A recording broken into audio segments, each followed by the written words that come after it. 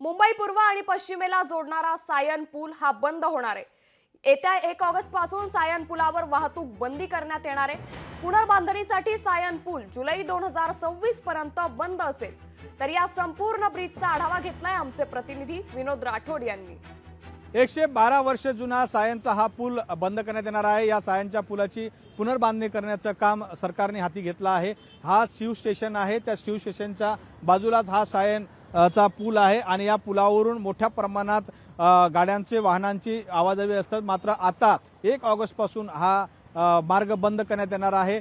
पाठीमागे एकीकडे धारावी आहे तर दुसरीकडे सायनचा जाणारा मार्ग आहे आणि या धारावी आणि सायनमध्ये जोडलेला हा एक प्रमुख पूल होता आणि हा पूल सायन शिव स्टेशनच्या वरून जाणारा आहे आणि या माध्यमातून खास करून कुर्ला आणि खास अंधेरीकडे जाणाऱ्या मोठ्या प्रमाणात या वाहनं या मार्गातून जात असतात। मात्र 112 वर्ष हा जुना असल्याने याचं पुनर्बांधणीचं काम पुन्हा होणार आहे आणि त्यासाठी 1 ऑगस्ट पासून हा पूल पूर्णतः बंद करण्यात येणार आहे।